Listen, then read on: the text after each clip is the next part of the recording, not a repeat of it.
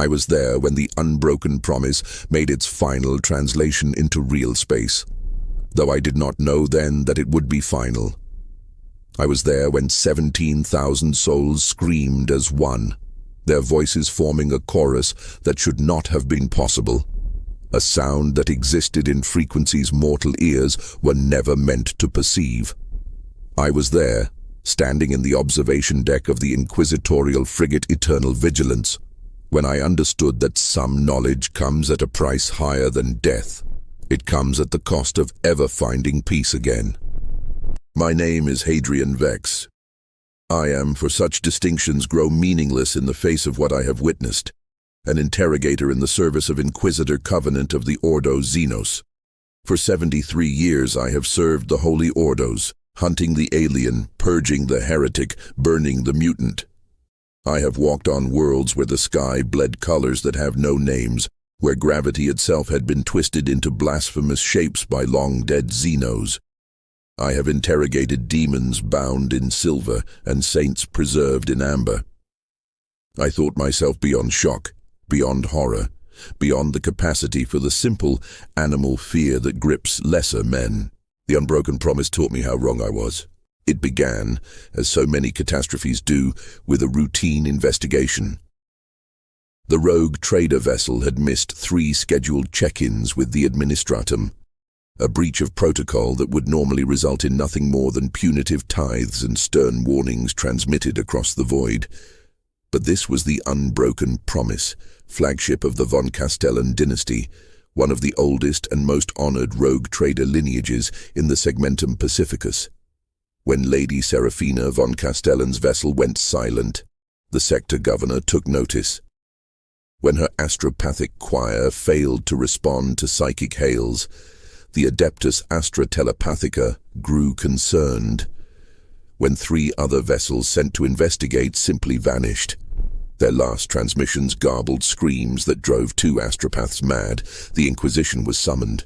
Inquisitor Covenant brought me because I had experience with isolated populations, with the psychological effects of extended void travel, with the particular madnesses that can afflict those who spend too long between the stars. I had written treatises on shipboard cults, on the degradation of genetic material in multi-generational void crews, on the mimetic hazards that propagate through closed populations. I was, in the parlance of the Ordo, a specialist in the human element of void travel. I thought I understood what we would find. I was prepared for mutiny, for chaos corruption, for Xenos infiltration, even for some exotic form of plague. The universe is vast and filled with horrors, but the Inquisition has catalogued most of them. We have protocols, procedures, established responses to even the most nightmarish scenarios. We found something worse than horror. We found truth. The Unbroken Promise emerged from the warp 3 days after we established our picket around the Mandeville Point. I was in my quarters, reviewing crew manifests and personnel files, when the alarm klaxons began their mournful song. By the time I reached the observation deck, the rogue trader vessel had fully translated, and I saw immediately that something was catastrophically wrong. The ship was bleeding. Not metaphorically, not in the poetic sense that Navy officers use when describing plasma leaks or coolant failures. The Unbroken Promise, a vessel 5 kilometers long, massing billions of tons, armored in adamantium and layered with void shields, was bleeding actual blood into the vacuum of space. It flowed from every seam, every rivet, every gun port and observation blister. In the void, where liquids should freeze instantly into crystalline clouds, this blood remained liquid, flowing in impossible rivers along the hull, forming patterns that hurt to look at directly, geometries that seem to exist in more dimensions than the 3 we inhabit. "Emperor preserve us," breathed Captain Thorne, commander of the Eternal Vigilance. He was a veteran of 40 years void service, a man who had fought orc pirates and chaos raiders with equal stoicism. His voice shook. Inquisitor Covenant stood at the primary viewing port, his augmetic eye clicking and whirring as it cycled through spectrums invisible to baseline human vision. He was silent for a long moment, and I had served him long enough to recognize that silence as the worst possible sign. When Covenant was quiet, it meant he was seeing something that defied even his considerable experience. "Vex," he said finally, his voice carrying that peculiar flatness that meant he was suppressing something. Fear, rage, revulsion, I could not tell. "What do you make of this?" I stepped forward, calling up the sensor data on my personal data slate. The readings made no sense. The Unbroken Promise was broadcasting on all frequencies, but the signals were corrupted, overlapping, as if every voxcaster and communications array on the ship was transmitting simultaneously without coordination or purpose. Life signs were confused. The Auspex arrays were registering 17,000 individual life forms aboard the vessel, which matched the crew manifest almost exactly, but the readings fluctuated wildly. One moment it would show 17,000 distinct biological signatures. The next, it would register a single massive life sign that encompassed the entire ship. Then back again, oscillating in a rhythm that made my head ache to observe. "Permission to speak candidly, Inquisitor?" I asked. "Granted. I believe we should destroy the vessel immediately. Full lance batteries, cyclonic torpedoes if necessary. Whatever is aboard that ship, we should not allow it to exist for one moment longer than absolutely necessary." Covenant turned to look at me. His human eye, the left one, studied my face with an intensity that had broken hardened criminals. "On what grounds, Interrogator? We have no evidence of demonic corruption, no signs of Xenos infiltration. Your recommendation violates 3 separate articles of the Lex Imperialis regarding the property rights of rogue trader dynasties. On the grounds that every instinct I have developed over 7 decades of service is screaming at me that we are in the presence of something fundamentally wrong with reality itself, my lord." He almost smiled. Almost. "Noted. But we are Inquisitors, Vex. We do not act on instinct alone, no matter how insistent. We investigate. We gather evidence. We make informed judgments based on fact, not fear. Captain Thorne, prepare a boarding party. Full containment protocols. I want Astartes' support if available." "The Crimson Oath is 3 days out, my lord," Thorne reported. "They were conducting training exercises in the outer system when we arrived. Their master has pledged full support, but 3 days is too long," Covenant interrupted. "We go now. Vex, assemble your team. I want specialists in every relevant field. Biologies, tech priests, sanctioned psychers, the works. And Vex?" "Yes, Inquisitor." "Trust your instincts. If you see anything, and I mean anything, that suggests immediate threat, you have my authority to implement emergency sterilization protocols. The promise might be valuable, but not more valuable than preventing what it might become." 2 hours later, I found myself in the armored belly of a rhino-pattern boarding craft, surrounded by 12 of the most capable specialists the Inquisition could provide on short notice. Magos Quintus VII, his body more machine than flesh, monitored the approach with detached precision. Sister Amelie of the Order of the Argent Shroud checked and rechecked her bolter with the calm efficiency of the truly faithful. Sanctioned psyker. Tobias Wren sat in enforced meditation, psychic hood crackling with containment energies. 3 armed guards watching him for any sign of possession or corruption. The approach to the Unbroken Promise took 17 minutes. 17 minutes of watching that impossible blood flow across a surface where nothing should flow. 17 minutes of listening to the corrupted Vox transmissions, a babble of voices speaking in High Gothic, Low Gothic, and languages I didn't recognize, all overlapping, all saying things that made the Geller field generators whine with stress. Lost in the spaces between, "Mother, forgive me, the flesh is weak, the flesh is screaming." 17,000 days and 17,000 nights, and please, please, please let me forget. Let me sleep, the captain says we're almost home, but we've been almost home for... I ordered the Vox shut off. The silence that followed was somehow worse. We docked at a primary airlock amidships. The boarding craft's augurs confirming atmosphere and pressure on the other side. Standard procedure would be to force the lock, establish a beachhead, and proceed with methodical clearing patterns. But when our tech priests interfaced with the ship's systems, the airlock simply opened. The lights beyond came on, standard shipboard illumination, warm and inviting. The air that wafted into our craft smelled of incense and recycled oxygen. Nothing unusual, nothing threatening. "Trap," muttered Sister Amélie, her faith allowing her to state the obvious without fear of judgment. "Obviously," I agreed. "But we walk into it anyway because that's what we do. Magos, any sign of hostiles?" Quintus Seventh's mechadendrites twitched as he processed data from a dozen different sensor arrays. "Negative, Interrogator. Life signs remain inconsistent. I am detecting what appears to be normal crew activity 3 decks above our position. Food preparation, routine maintenance, standard watch rotations. It is as if the ship is operating normally. Except for the bleeding hull and the corrupted Vox traffic and the 17,000 souls we can't get a consistent reading on," I said. "Except for those anomalies, yes." We proceeded inward. The corridors of the Unbroken Promise were exactly what you would expect from a rogue trader vessel of her class and age. Wide passages lined with devotional murals depicting the Emperor in 1,000 different aspects. Gilded skulls mounted in alcoves, their eye sockets fitted with ever-burning candles. Prayer papers hanging from the ceiling, inscribed with benedictions in flowing script. Everything was clean, well-maintained, operating within normal parameters. We found the first crewman on deck 12 in a secondary corridor that led to the ship's arboretum.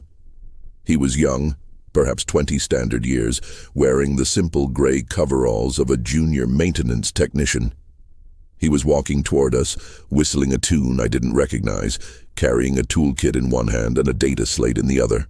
He looked up as we approached, saw 12 armed intruders in inquisitorial livery, and smiled. "Oh, thank the Emperor," he said, his voice carrying genuine relief. "You're the inspection team, right? We were starting to worry you wouldn't make it. The captain said you might be delayed, but here you are. Welcome aboard the Unbroken Promise. I'm Davin Cross, Junior Technician 3rd Class.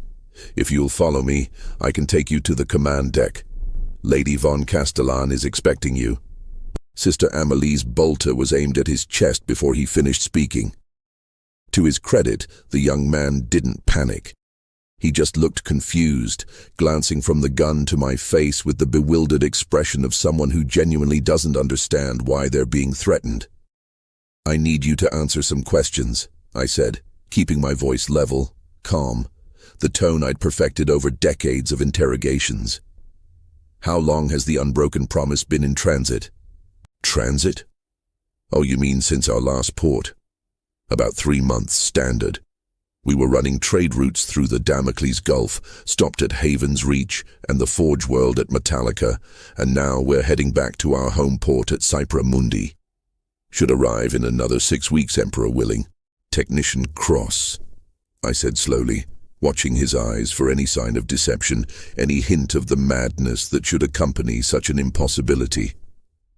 "The Unbroken Promise has been missing for 14 standard months. Your ship has failed to make scheduled check-ins. 3 vessels sent to investigate you have vanished, and your hull is currently bleeding into the void. Do you understand what I'm telling you?" He blinked, frowned, looked down at his data slate as if checking a schedule. That doesn't make sense. We made our last check-in at... Wait. His frown deepened. He tapped the slate, scrolling through data. "That's weird. According to this, our last official contact was... But that can't be right. We talk to the Administratum all the time. He looked up at me, and I saw the first crack in his composure, the first hint of something wrong beneath the surface. "We talk to them all the time, don't we? I remember sending the reports every week, His eyes went distant, unfocused. When he spoke again, his voice had changed subtly, taken on a mechanical quality. as if he were reciting from memory rather than speaking from thought. Every week for 17,000 weeks, every day for 17,000 days, every hour for 17,000 hours. We're almost home. The captain says we're almost home. We've been almost home for so very, very long. Shoot him, I said. Sister Amelie's bolt round took him in the center of mass, explosive tipped, designed to obliterate anything short of power armor. At that range, it should have torn him apart, spread him across the corridor in a spray of meat and bone. Instead, he simply stopped. The round impacted. I saw it hit, saw the coveralls tear where the shell struck. But there was no blood, no wound. The young technician stood there, still smiling, and the bolt round fell to the deck between us with a metallic clink, deformed and spent. That was rude, he said mildly. We're trying to be hospitable. We have guests so rarely. Please follow me. The captain is waiting. She's been waiting for so long. We've all been waiting for so long. He turned and walked away, whistling that same unidentifiable tune, as if nothing had happened. I looked at Sister Amelie. She looked back at me. In her eyes I saw the same thing I felt. Not fear exactly, but the cold realization that we had crossed into territory where the rules no longer applied, where faith and firepower might not be enough. Magos, I said, I want a full analysis of what just happened. How did he survive that bolt round? Quintus Seven's mechadendrites were already moving, gathering data, taking measurements. When he spoke, his usually emotionless voice carried a hint of what might have been confusion. He didn't survive it, Interrogator. By every metric I possess, that bolt round functioned perfectly.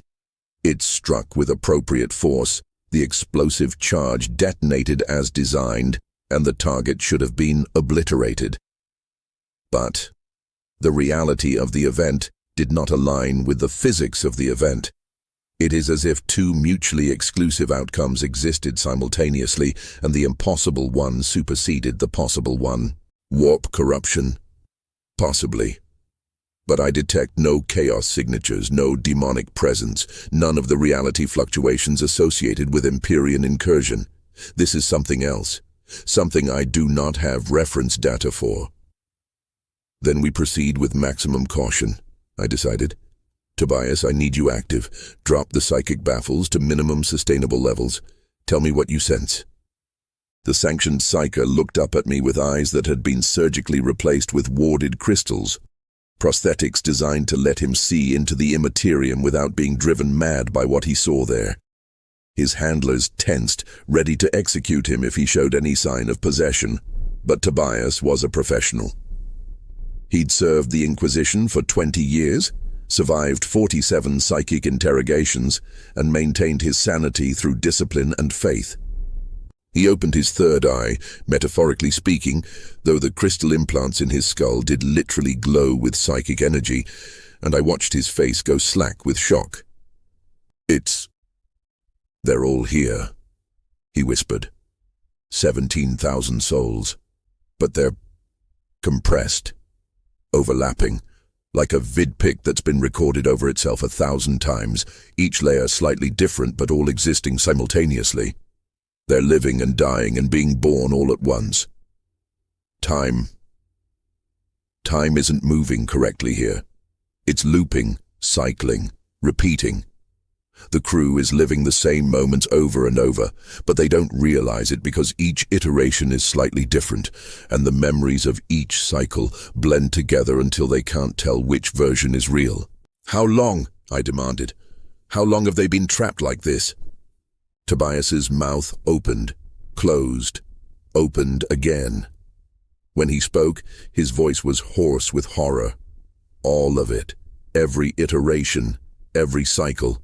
I can see them, 17,000 souls, living 17,000 different versions of the same voyage, all compressed into the same space, the same ship, the same moments.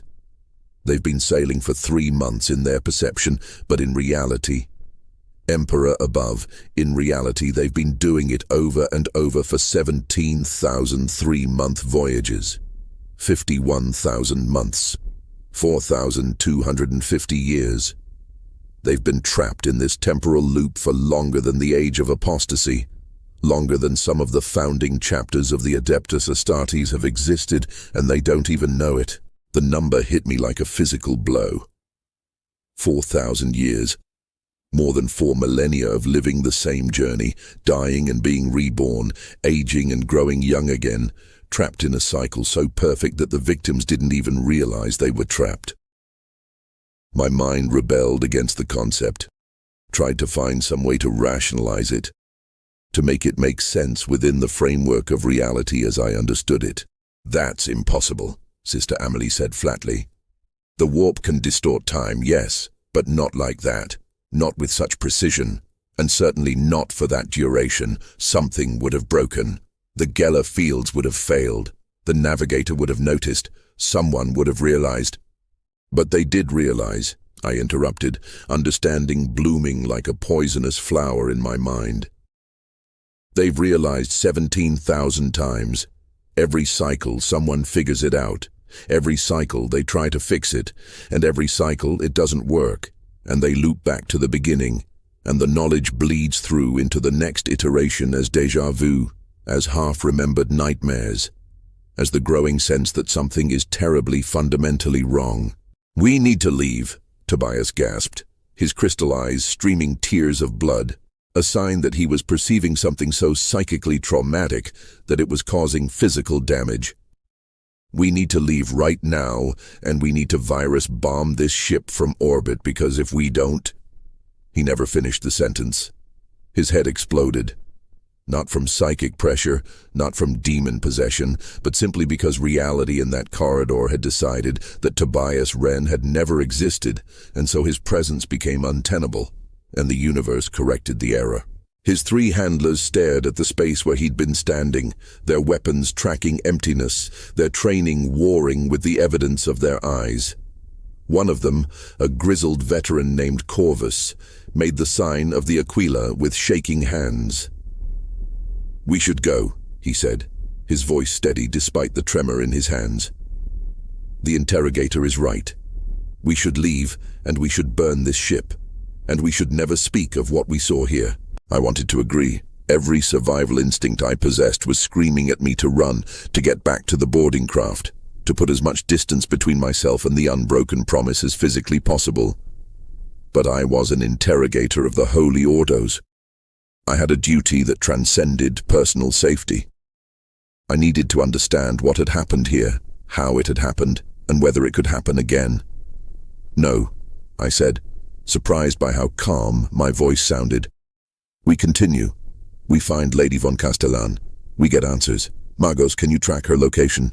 Quintus VII consulted his instruments. "The command deck appears to be operational. Life signs consistent with command crew presence. I am detecting, yes, I believe the rogue trader is there, along with approximately 47 other souls." "Then that's where we go. Everyone else, standard formation, weapons free. If anything so much as looks at you wrong, shoot it. If shooting doesn't work, retreat to the boarding craft and signal the Eternal Vigilance to open fire. Clear?" A chorus of affirmatives. We moved deeper into the ship. The journey to the command deck should have taken 30 minutes. Accounting for security checks and the physical distance, it took 3 hours. Not because we encountered resistance. We didn't see another soul, friendly or hostile, during the entire trip. But because the ship kept changing. Corridors that should have led to elevator shafts instead opened onto arboretums filled with plants that grew in fast motion, blooming and dying and blooming again in seconds. Stairwells that climbed upward somehow delivered us to decks below our starting point. Doorways opened onto rooms that couldn't possibly fit within the hull dimensions. Spaces that stretched for impossible distances in directions that didn't exist. And everywhere, evidence of the crew living their lives. We passed a mess hall where dozens of crewmen sat eating breakfast, laughing, talking, completely unaware of our presence. When I tried to interact with them, to ask questions, they simply didn't respond, as if we existed in different layers of reality that only occasionally aligned. In one corridor, we found a shrine to the Emperor, and a priest was conducting services for a congregation of the faithful. I recognized the liturgy.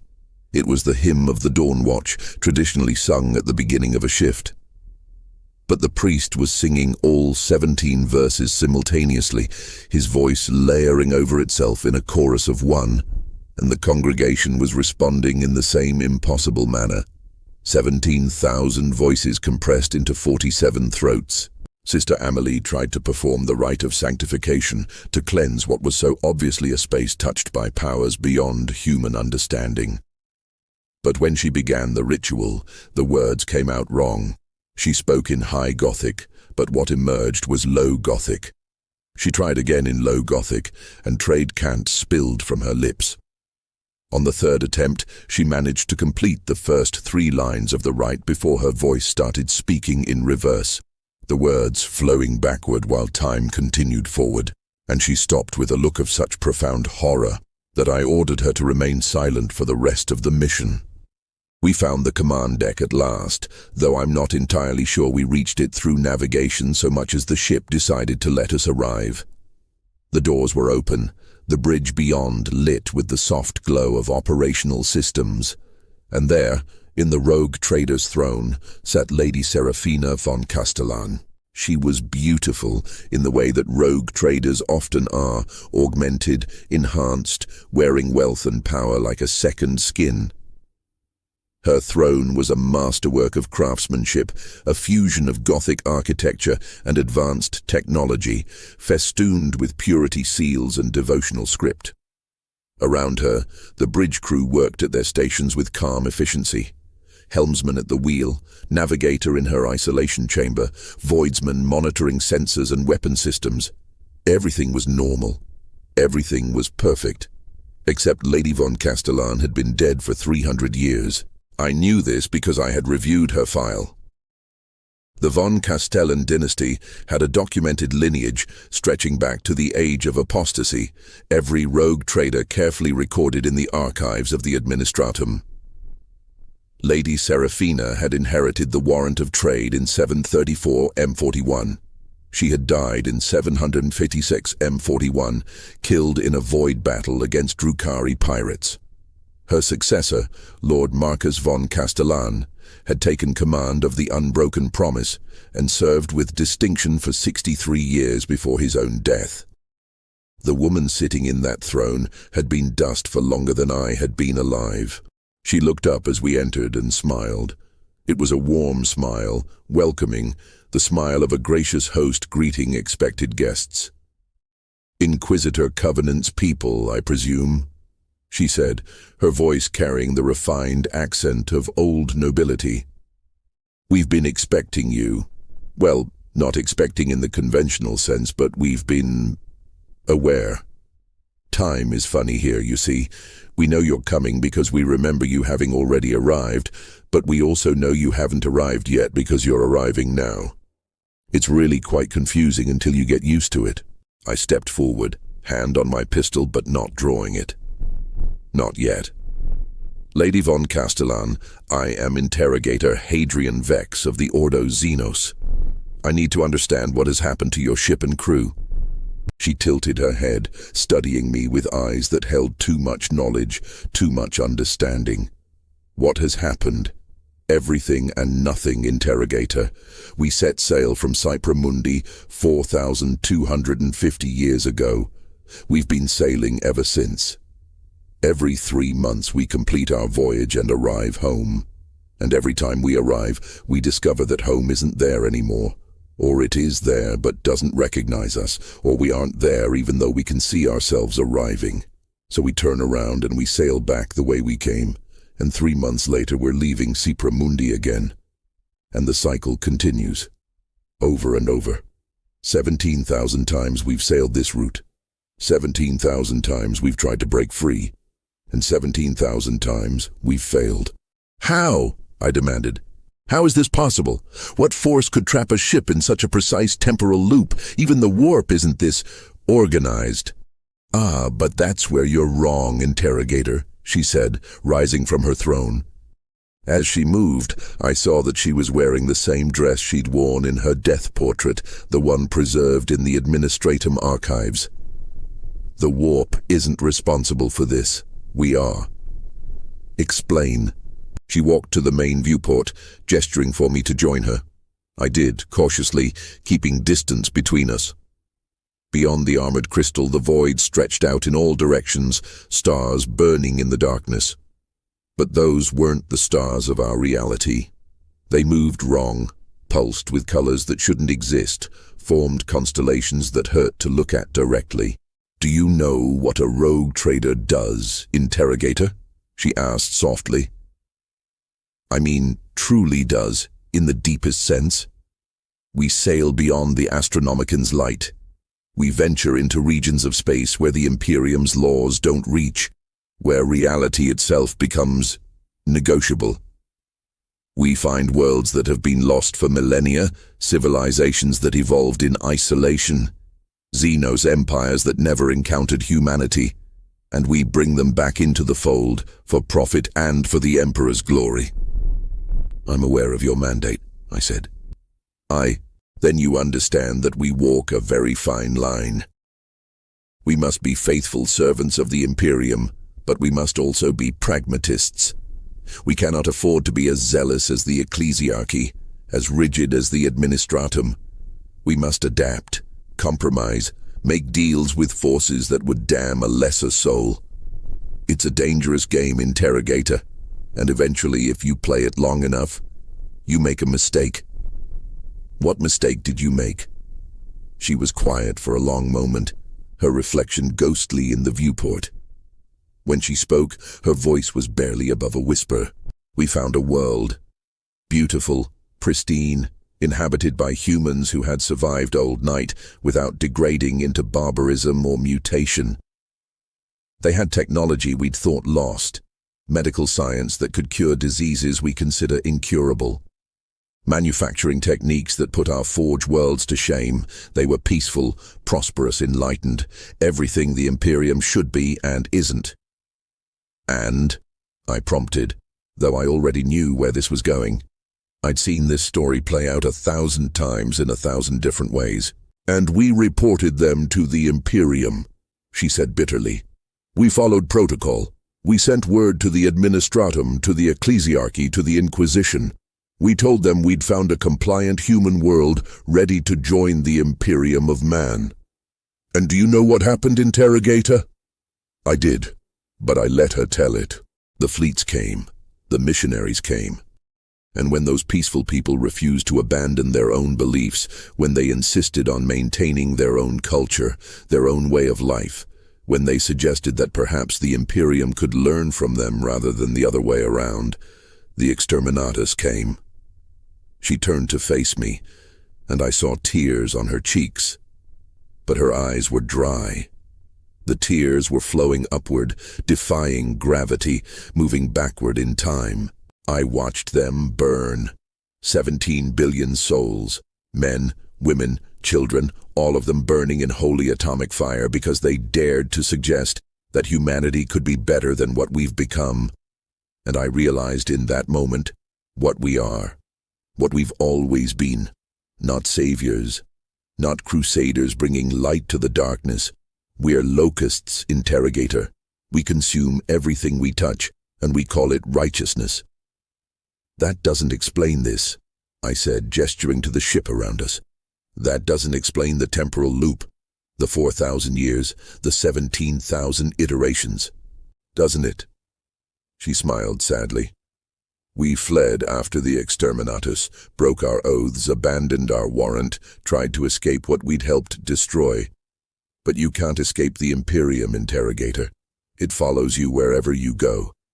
So we ran into the warp, desperate, panicked, and we encountered something. Not a demon, not a god, just a presence. A force that existed in the spaces between moments, in the gaps where time isn't quite continuous. And it asked us a question." "What question?" "It asked if we wanted to escape. If we wanted to go back. To undo what we'd done, to save those 17 billion souls. And I said yes. We all said yes. Every soul aboard this ship, we agreed. We would go back, we would warn them, we would refuse to report their location, we would save them no matter the cost. The pieces fell into place. I felt my stomach drop as understanding dawned. The cost was this, I said. The cost was the loop. You went back and you warned them and it didn't work, so you went back again and again. 17,000 times trying to save them, trying to change what happened. But you can't change it, can you? Because if you did, you would never have fled into the warp, never have made the deal, never have gone back in the first place. It's a paradox, a closed loop. Very good, Interrogator, she said. You understand perfectly. We're trapped in a causal nightmare of our own making. Every iteration, we try something different. We warn the planet through covert channels. We try to hide their location. We attempt to negotiate with the ecclesiarchy. We even try to defend them militarily, though that ends poorly. Nothing works. Nothing can work, because the past is written, and we're trying to edit a book that's already been published. Then why continue? I demanded. Why not just accept it? Stop trying, end the loop? She laughed, a sound like breaking glass. Because we can't. The deal we made, the bargain we struck with that presence in the warp, it doesn't have an escape clause. We agreed to try to save them. So we try. We will try for eternity. 17,000 iterations so far, Interrogator. How many more do you think we'll manage before our souls finally shred themselves into nothing? I stood there trying to process the implications. This wasn't chaos corruption in the traditional sense. This wasn't a demon playing with time or reality. This was something far more insidious. A tragedy born from good intentions. A hell paved with the desire to save lives. The crew of the Unbroken Promise were damned not by their sins but by their virtue, trapped forever in a loop of failing to prevent an atrocity they had helped enable. Why did you come back to Imperial space? I asked. Why make yourselves known now? We didn't, Lady von Castellan said. We've been coming back regularly, once every 73 years relative to the outside universe. We emerge, we make our report. We try to warn the Imperium about the planet we've found. Sometimes we're ignored. Sometimes we're executed as heretics. Sometimes, like today, we're investigated, but it never matters. We always loop back. We always try again. This is the 47th time we've had this exact conversation, Interrogator. You've asked me these same questions 46 times before. That's impossible, I said reflexively. Though I was learning that impossibility was a relative concept aboard this ship. I've never been here before. I would remember. You remember because I remember you remembering, she interrupted. That's how it works. Each iteration bleeds into the next. Your future self's memories become my past self's knowledge. It's all connected, all looped, all trapped in this beautiful, horrible, infinite moment. There has to be a way to break it, I insisted. No system is perfect. No trap is inescapable. If I can just understand the mechanism, find the flaw in the logic. You can't, she said gently. Because the flaw is also part of the loop. Every solution you devise, we've already tried. Every brilliant insight you have, we've already acted on. You're going to go back to your ship now. You're going to recommend that we be destroyed. Inquisitor Covenant will agree. The Eternal Vigilance will open fire with everything she has, and it won't work. We'll survive because we always survive, because we have to survive to loop back and try again. The universe has locked us into this pattern, and there is no key. I wanted to argue. I wanted to find some logical flaw in her reasoning, some escape route she hadn't considered. But even as I opened my mouth to speak, I felt it. A sensation like déjà vu, but deeper, more profound. I had been here before. Not in this life, not in this iteration of reality, but in some echo of existence that bled through the temporal barriers. I had stood in this exact spot, had this exact conversation, felt this exact horror, and come to this exact realization. And I would do it again and again, forever. No, I said, the word coming out as half prayer, half denial. I refuse to accept that. The Emperor protects. Faith can move mountains. If your crew, all 17,000 souls, focused their will on breaking this cycle. We've tried faith, she interrupted. We've tried prayer. We have priests who have recited the litany of deliverance for subjective centuries without pause. We have an astropathic choir that has screamed into the warp, begging for intervention from the Emperor himself. We even have 3 missionaries who joined us in iteration 7042, who believed they could sanctify the ship and break whatever curse held us. They're still aboard, still praying, still believing that the next iteration will be different. She gestured to one of the bridge crew, a woman in the robes of the ecclesiarchy who was kneeling before a small shrine, her lips moving in constant prayer. As I watched, I saw that her hands were worn down to the bone from making the sign of the Aquila, the flesh abraded away by millennia of repetitive motion. But she kept praying, and the flesh kept regenerating and wearing away again, an infinite cycle of devotion and futility. That's obscene. Sister Amelie breathed beside me, her faith shaken for the first time in her life. The Emperor would not permit such suffering. He would deliver his faithful from... Would he? Lady von Castellan asked, and there was no mockery in her voice, only genuine curiosity. Tell me, sister, in your experience, does the Emperor prevent suffering? Does he deliver the faithful from torment, or does he simply demand that they endure, that they bear witness, that they sacrifice everything in his name without promise of reward or relief? Sister Amelie had no answer. Neither did I. I need to consult with Inquisitor Covenant, I said finally, falling back on protocol because it was all I had left. This is beyond my authority to address. The Ordo Xenos may have encountered similar phenomena, may have solutions or strategies that... Of course, Lady von Castellan said. You should go. You should report everything you've learned. And Interrogator Vex, when you return, and you will return, in the next iteration or the one after, try to remember that we're not your enemies. We're victims. We made a mistake, yes, but we're paying for it in ways that make the worst torments of the Inquisition look merciful by comparison. If there is any humanity left in the organization you serve, remember that when you make your recommendations.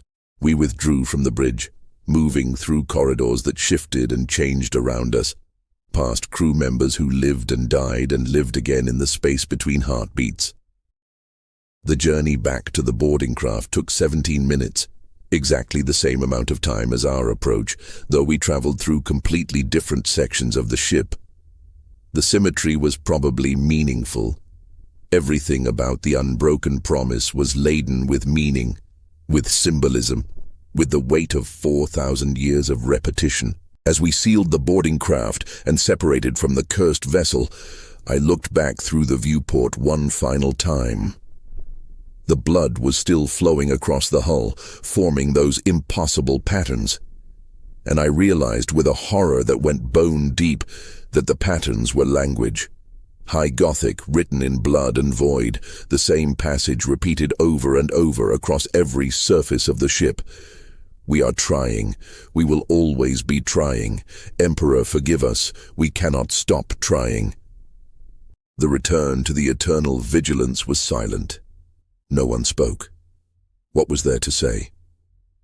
We had encountered something that defied not just understanding, but the fundamental assumptions upon which understanding was based. The Imperium dealt with horrors on a daily basis. Demons, Xenos, heretics, all the manifold threats to humanity's survival. But those were threats that could be fought, killed, purged with bolter and flame. The Unbroken Promise wasn't a threat. It was a wound in reality itself, and we had no idea how to heal it. Inquisitor Covenant listened to my report in absolute silence, his augmetic eye recording every word, every detail. When I finished, he sat back in his chair and steepled his fingers, a gesture I'd seen him make 1,000 times when contemplating difficult decisions. "Your recommendation?" he asked finally. "I don't have one," I admitted. "Every option I can think of seems futile. Destroy the ship? We'd fail and they'd loop back anyway. Quarantine them? They'll escape the quarantine in the next iteration. Try to break the loop through psychic intervention? We don't have the resources, and even if we did, the mechanism that holds them is beyond anything we understand. Inquisitor, I am genuinely at a loss. You're thinking like an interrogator," Covenant said, "looking for solutions, for ways to fix the problem. But perhaps this isn't a problem that can be fixed. Perhaps it's a lesson that needs to be learned." A lesson? I felt anger surge through me, hot and unexpected. 17,000 souls are trapped in an eternal hell of their own making, living the same tragedy over and over for millennia, and you think it's a lesson? What are we supposed to learn from that? That good intentions lead to damnation? That mercy is weakness? That the Imperium is right to burn anything that doesn't conform to its vision of humanity? All of those things, Covenant said calmly, and more. The Unbroken Promise is a testament to what happens when we allow sentiment to override duty. They found a world that should have been brought into compliance. Instead of following protocol, they hesitated. They questioned. They allowed their personal morality to interfere with the Imperium's needs. And when the inevitable happened, when that world was purged as it should have been from the beginning, they compounded their error by fleeing, by making a deal with something in the warp, by trying to change what was already written. "So we do nothing," I demanded. "We leave them to suffer forever because their suffering validates the Imperium's philosophy?" "No," he said, and I saw something in his human eye that might have been sorrow. "We do what we've always done. We bear witness. We record what we've seen. We add their story to the archives of the Inquisition, where it will serve as a warning to future generations. And then we move on, because there are other threats, other horrors, other duties that demand our attention. The Unbroken Promise is beyond our ability to save or destroy. But we can ensure that their sacrifice, and make no mistake, Vex, it is a sacrifice, is not meaningless." I wanted to argue, wanted to insist that there had to be something we could do, some way to help them. But I was an interrogator of the Holy Ordos, trained in logic and reason, and I could see the truth of his words. We were 3 ships, a handful of trained specialists, against a phenomenon that had defeated 17,000 souls for 4,000 years. Our resources were finite, our time was valuable, and the galaxy was full of threats that we could actually address. It was a cold calculus, but it was the only calculus that made sense. "There is one thing," I said slowly, an idea forming. "We can't break the loop, but we can witness it. We can document it. Every 73 years when they emerge, we can be there. We can talk to them, learn from them, understand how the loop evolves and changes. It won't save them, but it means they're not forgotten. It means someone remembers what they're trying to do, even if they're failing." Covenant considered this. "You're volunteering to take on this duty?" "Someone should," I said, "and I'm the one who's seen it firsthand. I'm the one who's talked to Lady von Castellan. If anyone is going to maintain this vigil, it should be me." "You understand what you're offering?" he pressed. 73 years is a long time. You'll grow old. You'll watch the Imperium change around you. And all for a ship full of people you can never save, repeating a pattern you can never break. That's not interrogation work, Vex. That's penance. "Maybe that's what it needs to be," I said. "Maybe someone in the Inquisition needs to do penance for what we've become. For all the worlds we've burned, all the civilizations we've destroyed, all the times we've chosen security over mercy. If nothing else, the Unbroken Promise can remind us of the cost of those choices. He studied me for a long moment, and I couldn't tell if he was impressed or disappointed. Finally, he nodded. Very well. I'll authorize the vigil. You'll be assigned a small frigate, a rotating crew, and full authority to maintain surveillance on the Unbroken Promise in perpetuity. Every 73 years when they emerge, you'll document the iteration. You'll search for patterns, for changes, for any sign that the loop might be weakening, and you'll report your findings to the Ordo Xenos for analysis and archival. Thank you, Inquisitor. Don't thank me, he said grimly. You've just volunteered for what may be the loneliest posting in the Imperium. You're going to watch 17,000 people suffer over and over without being able to help them. You're going to grow old knowing that your life's work amounts to writing the same report every 73 years with minor variations. And when you die, someone else will take up the vigil because the loop won't end just because you do. So don't thank me, Vex. Pray that the Emperor grants you the strength to endure what you've chosen. That was 73 years ago. I'm an old man now, my hair gone white, my body failing despite the Juvenat treatments that extend an interrogator's useful lifespan.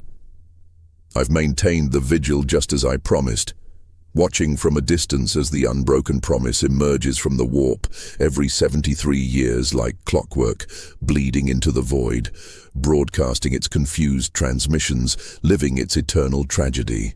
I've boarded the ship 43 more times over the decades.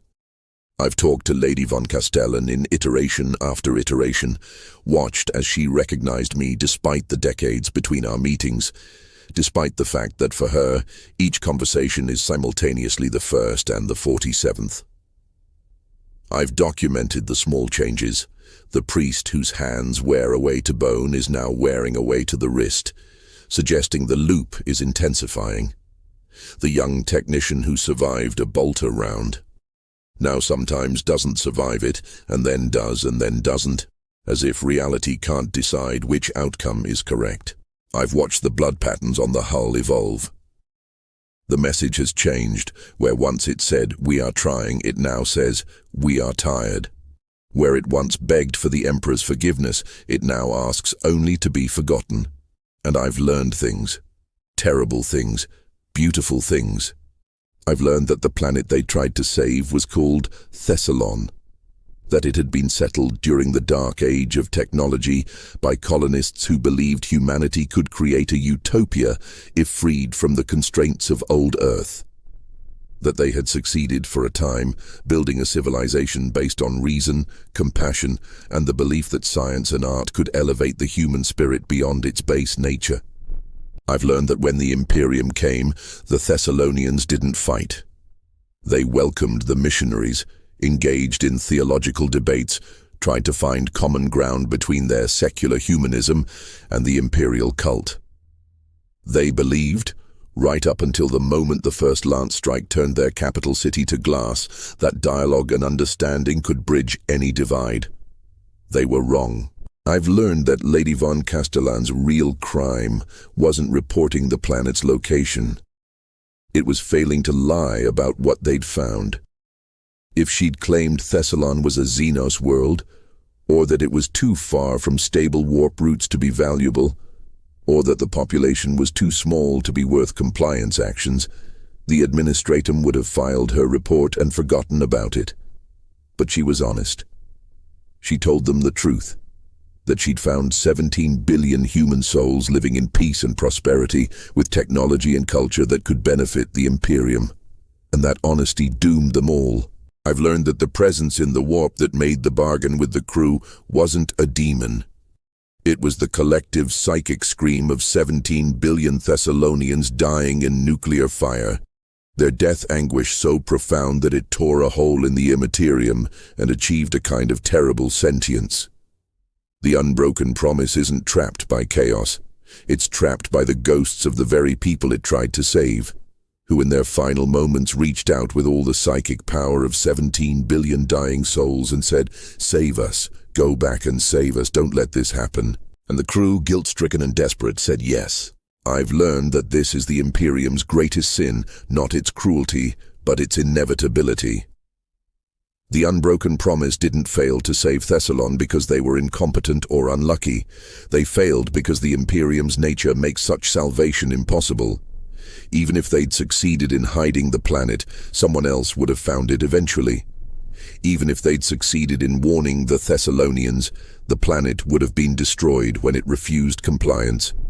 Even if they'd succeeded in fighting off the Exterminator's fleet, the Imperium would have sent another and another, until Castellan was nothing but radioactive dust.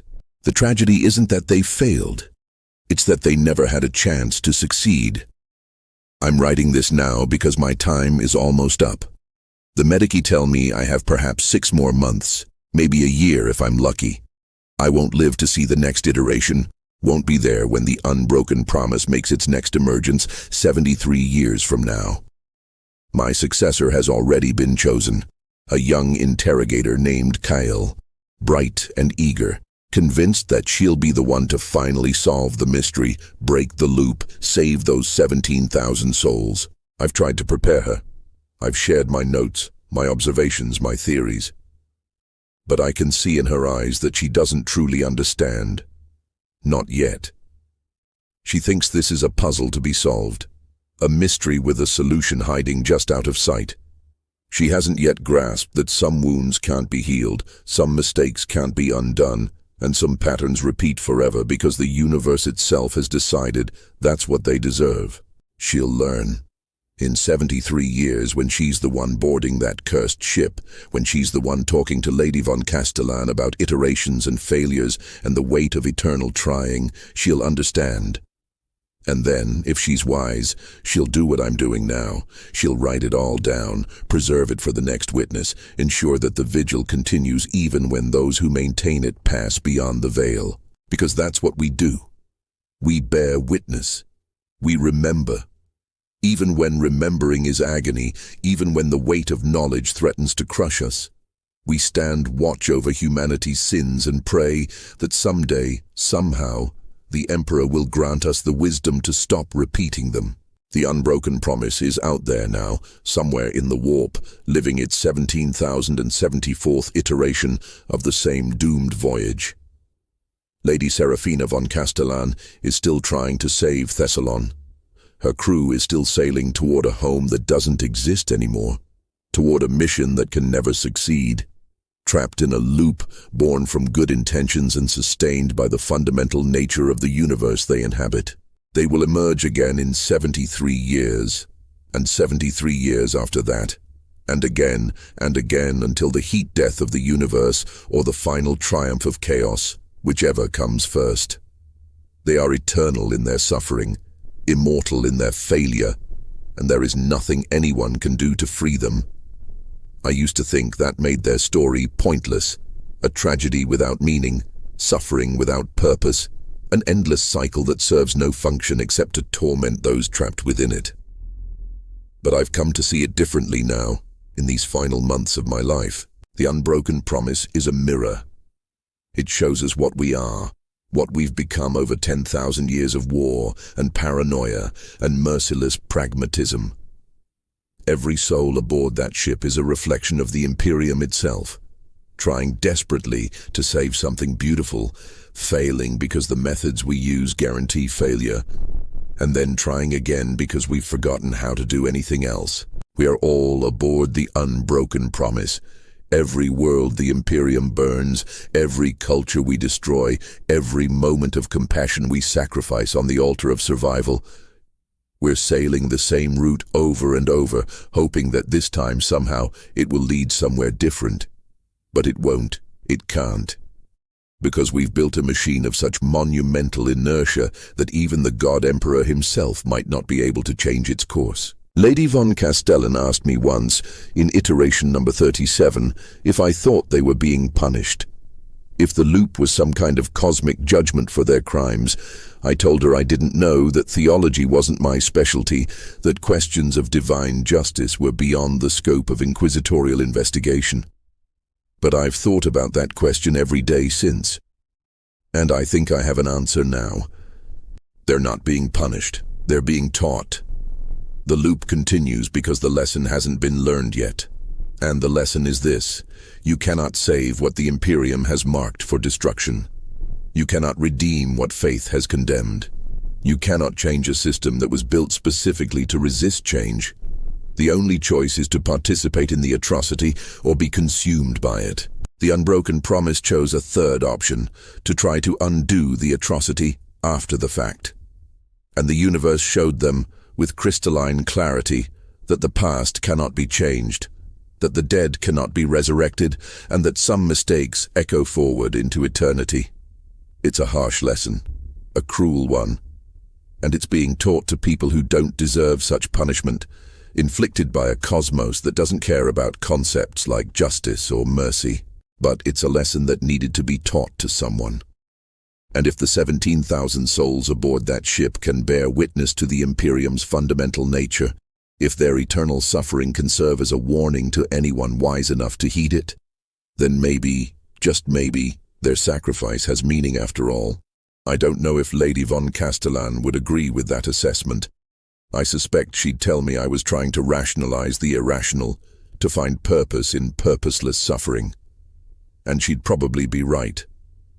But I'm an old man, dying slowly, and I need to believe that the 73 years I've spent watching her suffer meant something more than just bureaucratic thoroughness. I need to believe that bearing witness matters. The Imperium will endure. It will continue to burn worlds and destroy cultures and sacrifice the compassionate on the altar of survival. It will sail on through the darkness, guided by a corpse on a golden throne, sustained by faith in a dream that died 10,000 years ago. And ships like the Unbroken Promise will continue to appear, caught in loops of their own making, serving as monuments to every moment we chose security over humanity. But someone will be there to remember, someone will maintain the vigil, someone will document each iteration, each failure, each moment of suffering. Not because it will change anything, but because it must be remembered. Because if we forget what we've become, if we lose track of the cost of our survival, then we won't just be damned, we'll deserve to be. My successor arrives tomorrow. Interrogator Kyle, young and determined, ready to take up the burden I'm finally laying down. I'll brief her on everything I know, hand over 73 years of observations and notes, and then I'll retire to a small monastery on some quiet world to await the Emperor's judgment. I wonder what he'll say. When I stand before the golden throne in whatever form souls take after death. Will he commend me for my diligence, for maintaining the vigil across a human lifetime? Will he condemn me for failing to save those 17,000 souls, for choosing to watch rather than act? Or will he simply acknowledge, with the terrible wisdom of a god who has watched humanity struggle for millennia, that I did the only thing anyone could do? I remembered. I don't know. I won't know until I cross that final threshold. But I take comfort in the knowledge that the vigil will continue, that even after I'm gone, someone will be there when the Unbroken Promise makes its next emergence. That Lady von Castellan won't be forgotten, that her crew won't be abandoned, that their eternal attempt to save Castellan will be witnessed and recorded for as long as the Imperium endures. It's not much. It's not salvation. It's barely even comfort. But in this grim darkness where there is only war, where compassion is weakness and mercy is heresy, it's the best we can offer. We bear witness, we remember, we maintain the vigil, and we pray that someday, in some distant future we'll never live to see, humanity will learn the lessons that the Unbroken Promise is trying so desperately to teach. That's all any of us can do. Addendum from the personal files of Interrogator Kyle, Ordo Xenos. I have just returned from my first boarding of the Unbroken Promise. Interrogator Vex's notes were accurate, disturbingly so. I spoke with Lady von Castellan, heard her story, witnessed the blood flowing across the hull, saw the crew living and dying in their eternal loop. But there was something Vex didn't document, something I noticed in the patterns of blood, in the way the temporal distortions pulsed and flexed. The loop is degrading, not breaking. I don't think it can break, but degrading, Like an ancient vid recording played too many times, the data corrupting incrementally with each cycle. I estimate that in another 10,000 iterations, perhaps 12, the Unbroken Promise will cease to be a ship full of living souls and will become something else entirely. A ghost ship, in truth, crewed by memories of people who never really existed, sailing routes through time that lead nowhere and everywhere simultaneously. Lady von Castellan knows this. When I asked her about it, she smiled, a sad, knowing smile, and said, "We're becoming what we tried to save. Becoming ghosts, becoming memories, becoming nothing but regret and longing, and the echo of voices crying out in the darkness. Perhaps that's fitting. Perhaps that's what we deserve." I don't know if she's right, but I know that I'll be here in 73 years to witness the next iteration, and the next, and the next, because someone has to remember. Because bearing witness is the only redemption we can offer. Because in the grim darkness of the far future, where there is only war, sometimes the kindest thing we can do is refuse to look away. The vigil continues. The Emperor protects, but he does not save.